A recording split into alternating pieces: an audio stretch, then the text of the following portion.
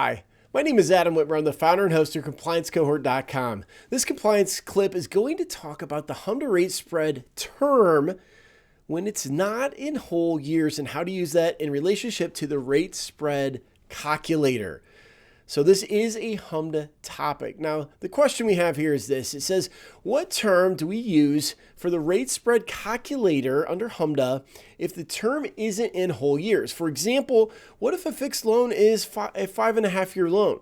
Or what about a 7.5-year ARM where it adjusts after 7.5 years? Or what about situations where the initial adjustment is based on days rather than months? What do we do for the rate spread calculator? What year do we use? Well, the answer to this, of course, is going to come from Regulation C that implements HMDA, but it's going to come from the commentary to 1003.4A 12.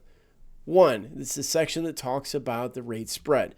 Now, the commentary to 1003.4A 12.1 says this. It says, for fixed rate transactions, the term for identifying the comparable transaction for the rate spread is the transaction's maturity. So we're going to use the maturity for a fixed rate loan. So if it's a 30-year fixed rate loan, we're going to use 30. That's what we're going to use. If it's a 7.5-year fixed rate loan, we're going to use 7.5 years. But we'll see how that applies when it's not a full year.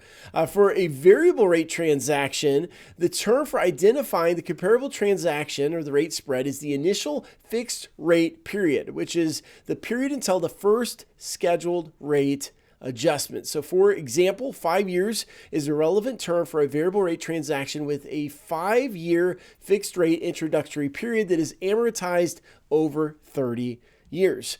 So that's what we have to look for as far as fixed rate versus variable rate. However, comment 4.3 to 1003.4A 12.1 tells us what to do when a term is not in whole years. So the example I just gave of 7.5 years, we can't list 7.5, so what do? How do we round? How do we round up or round down? What do we do?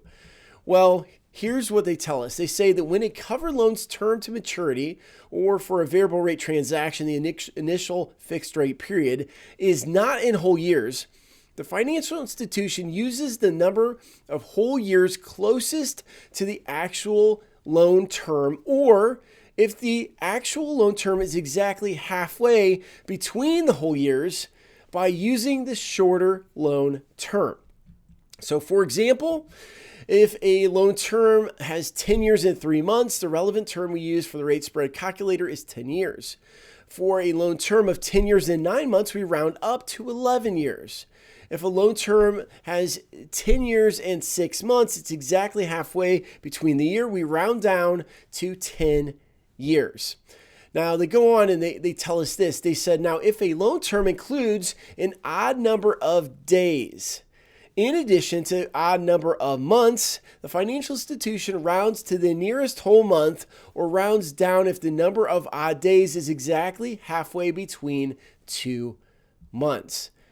They also say the financial institution rounds to 1 year any covered loan with a term shorter than 6 months, including variable rate covered loans with no initial fixed rate period. So we don't round down to 0 if it's 3 months. We round to 1 year if it's less than 6 months, instead of listing 0 for the rate spread. And the example they give us here is they say, for example, in an open-end covered loan, if it has a rate spread that varies according to an index plus a margin with no introductory fixed rate period, the transaction term is 1 year. So that's how we use term in calculating rate spread under HMDA. And that's all I have for you for this HMDA related compliance clip. For those of you that are new to the compliance cohort, we have a bunch of free training videos just like this called compliance clips that are available as part of our free basic membership. You can sign up for compliancecohort.com. If you've not already done that, we have hundreds of these free training videos as well as articles. We have a Friday weekly newsletter. We have giveaways where we give away free stuff and a lot of other things available for free in our basic membership that you can sign up for at compliancecohort.com.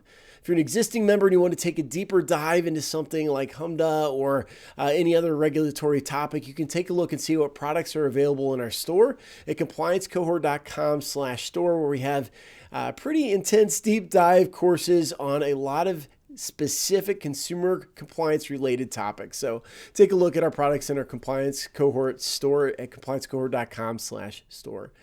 Again, that's all I have for you on this compliance clip. Thanks for joining me for this. It's always fun to do. And until next time, I hope you have a great day. Thanks a lot.